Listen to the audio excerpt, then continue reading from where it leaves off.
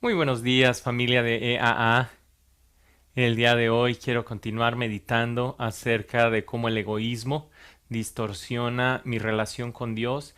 Y el día de ayer estábamos meditando en cómo ese egoísmo me puede hacer creer que Dios es quien me va a servir a mí.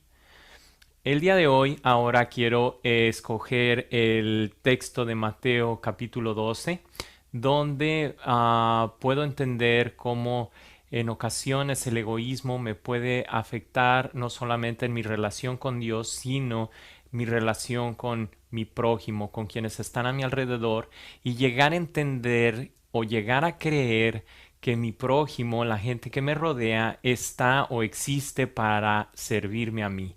El día de ayer era como a veces pienso que Dios me tiene que servir a mí. El día de hoy es como puedo llegar a creer que los demás me deben de servir a mí.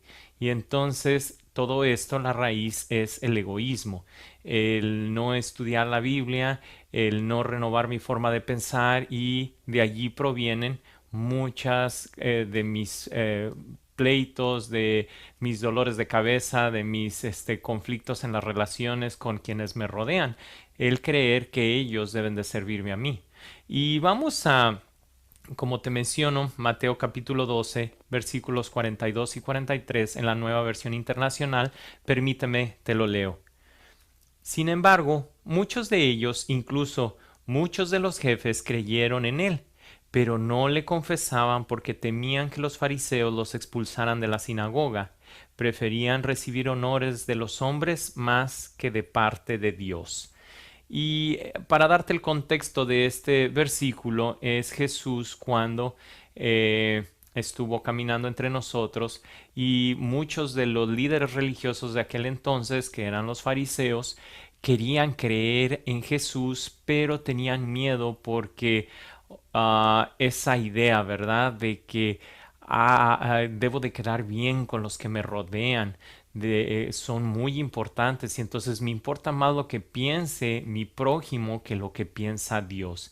Y entonces esto revela que por un lado tengo el entendimiento de que los demás me sirven, o yo debo de servir a los demás en lugar de servir a Dios. Y entonces empieza ahí el conflicto de que es más importante lo que la gente piense que lo que Dios diga. Y esto me va a traer muchos problemas en mi relación con Dios, porque ciertamente Dios tiene un plan perfecto para mi vida, pero el qué dirán, lo que la gente diga, lo que la gente piensa. Y entonces ya sea gente que conozco o gente que no conozco, me empieza a decir qué hacer y empieza a quererme planear la vida, y en lugar de buscar qué es lo que Dios quiere para mí, estoy buscando agradar a la gente que me rodea, o al contrario, utilizar a la gente como objetos. He conocido no solamente gente no creyente, que hasta cierto punto se entiende que quien no conoce a Dios puede llegar a tener esta idea de que tú me tienes que servir a mí. Y gente con dinero, pues se rodea de un montón de sirvientes, ¿verdad? Y aún la gente que no tiene dinero, ¿verdad? Va a buscar cómo manipular a los demás para que sean como piezas de ajedrez en su vida. Pero esta misma forma de pensar la he llegado a encontrar hasta en ministros de Dios, hasta en pastores que ven a la gente como piezas de ajedrez, como fichas en un tablero donde cada quien tiene que hacer lo que yo pienso que debe de hacer.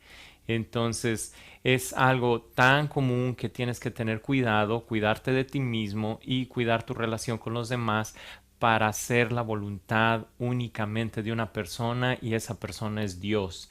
Que nadie planee tu vida más que Dios, ni siquiera tú mismo.